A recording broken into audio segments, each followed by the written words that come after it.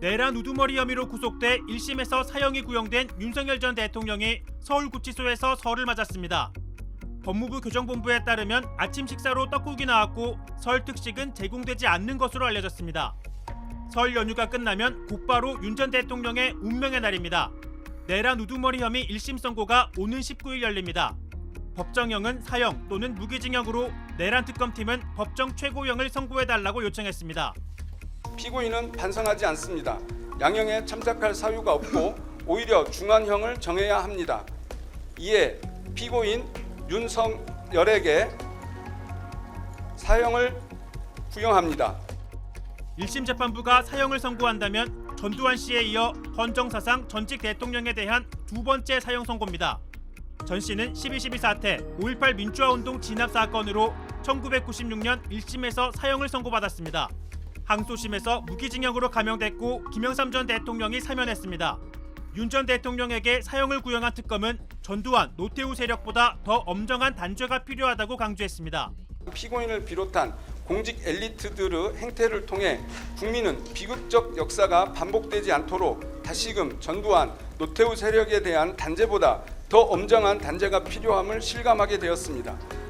12.3 비상계엄에 연루된 한덕수 전 국무총리와 이상민 전 행정안전부 장관의 1심 재판부는 모두 비상계엄을 내란으로 규정했습니다.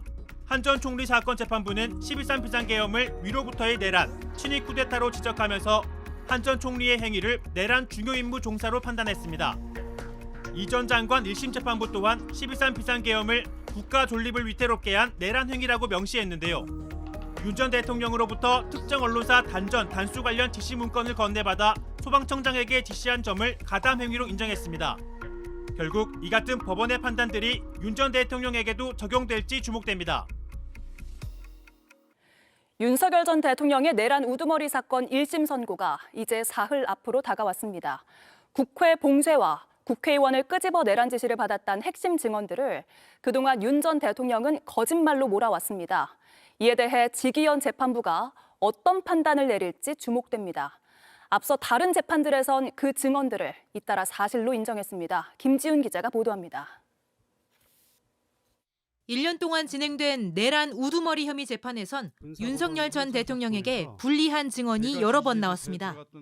곽종근 전 특수전사령관은 국회의원 체포 지시가 있었다고 분명히 밝혔습니다. 문을 부수고 들어가서 안에 있는 걸 끄집어내라. 이 말씀을 하시고 그러자 윤 전 대통령은 직접 신문에 나서 신빙성을 무너뜨리려 했습니다. 20초 되는 시간에 제가 느닷없이 의결정족수 얘기하면서 문 부시고 들어가서 의원 끄집어내라는 얘기를 느닷없이 윤 전 대통령은 조지호 전 경찰청장이 밝힌 국회 봉쇄 지시도 사실 무근이라고 잡아댔습니다. 그런 얘기를 한다는 자체가 미친 사람 아니고선 할 수가 없는 거죠. 내가 처음에 딱 전화를 하니까 조지호 청장이 군이 안 오고 사람은 몰려오니까 우리가 할 수 없이 질서 유지 때문에 문을 일단 닫았다. 군과 경찰을 동원해 국회를 무력화하려 했다는 건 내란죄 구성 요건인 국헌 문란 목적과 폭동을 뒷받침하는 결정적 증언입니다. 윤 전 대통령과 변호인은 거짓말로 몰아갔지만 법원은 줄줄이 사실로 판단했습니다. 이상민 전 장관 재판부는 곽 전 사령관의 증언을 그대로 받아들였고 곽종근에게 전화를 걸어 문을 부수고 들어가 안에 있는 인원들을 밖으로 끄집어내라라는 취지로 지시하였고 한덕수 전 장관 재판부도 조 전 청장의 증언을 인정했습니다. 윤석열과 김용현은 비상계엄 선포 후 군과 경찰을 동원하여 국회를 봉쇄하고 장악하여 법원의 판단이 쌓여가고 있지만 윤 전 대통령 측은 끝까지 사실 무근이란 의견서를 제출하며 증언의 신빙성을 공격하고 있습니다. JTBC 김지윤입니다. 이상민 전 장관의 85쪽 분량의 판결문을 저희가 확인했습니다. JTBC를 비롯한 언론사 단전단수 계획을 최초로 수립한 건 윤석열 전 대통령이라고 적시돼 있습니다. 심가은 기자가 취재했습니다. 법원은 전날 이상민 전 장관의 내란 중요임무 종사 등 혐의에 대해 징역 7년을 선고하며 13 비상계엄은 곧 내란이었음을 명확히 했습니다. 윤석열, 김용현 등은 국헌을 문란하게 할 목적으로 한 지방의 평온을 해할 정도의 위력이 있는 폭동, 즉 내란 행위를 일으켰다고 판단된다. 취재진이 입수한 이 전 장관 판결문에서 재판부는 윤석열 전 대통령과 김용현 전 국방부 장관이 특정 언론사에 대한 단전 단수 계획을 최초 수립했다고 판단했습니다. JTBC 등 특정 언론사에 대한 단전 단수 지시가 윤 전 대통령으로부터 시작됐고 그 지시가 이 전 장관을 거쳐 소방청장에게까지 하달됐다고 본 겁니다. 재판부는 특히 지시대로 언론사에 대한 단전 단수 조치가 이루어졌다면 헌법상 보장하는 언론 출판의 자유가 저해될 것은 자명하다면서 민주주의의 초석이 되는 언론사를 물리적으로 봉쇄하려 했다고도 질타했습니다. 재판부는 윤 전 대통령 측이 신빙성을 문제 삼은 곽종근 전 특수전사령관의 문부수고 들어가서 의원 끌어내라는 증언과 조지호 전 경찰청장에게 내려진 국회 통제 지시도 모두 인정했습니다. 앞서 한덕수 전 총리에게 징역 23년을 선고한 이진관 재판부도 12.3 비상계엄을 형법상 내란에 해당한다고 봤습니다. 12.3 내란이라고 말하겠습니다. 내란 우두머리 혐의 선고가 일주일도 채 남지 않은 가운데 잇따른 유죄 판단은 윤 전 대통령 재판 결과에도 영향을 미칠 걸로 보입니다. JTBC 심간입니다. JTBC가 이진관 재판부의 판결문을 확인했습니다.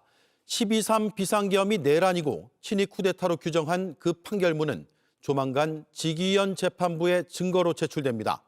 징역 5년이 나온 백대현 재판부 판결문도 곧 제출됩니다. 헌법재판소의 파면 결정문은 이미 증거로 반영됐습니다. 이 판결문들의 공통점, 국헌 문란 목적의 계엄이었고 메시지 계엄, 계몽령 같은 건 존재할 수 없다고 꼬집고 있다는 점입니다. 먼저 박병영 기자입니다. 한덕수 전 총리의 1심은 12.3 비상계엄에 대한 첫 형사사법 판단이었습니다. 348쪽 분량의 판결문엔 폭력수단으로 헌법 또는 법률의 기능을 없애는 행위는 결코 용인될 수 없다고 적혔습니다. 윤석열이 2024년 12월 3일 비상계엄을 선포하고 위헌 위법한 포고령을 발령하며 국회 중앙선관위 등을 점거, 출입 통제하거나 압수수색한 행위는 앞서 본 바와 같이 형법 87조에서 정하는 내란 행위에 해당합니다. 내란 특검은 12.3 비상계엄이 내란이며 친위 쿠데타로 판단한 이번 판결문을 윤석열 전 대통령의 내란 우두머리 혐의 사건을 맡은 직위원 재판부에 제출합니다. 한덕수 전 총리 판결문은 12.3 비상계엄을 내란으로 본 첫 사법 판단이자 내란 우두머리 혐의를 뒷받침할 주요 증거입니다.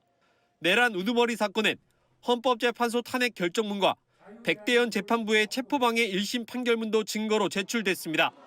국민의 신임을 배반했다는 헌재의 결정, 계엄 선포의 절차적 하자를 인정한 체포방해 선고에 이어 이번 친위 쿠데타란 결론까지 내란 혐의를 인정하는 논리가 이견 없이 일관되게 쌓여가고 있습니다.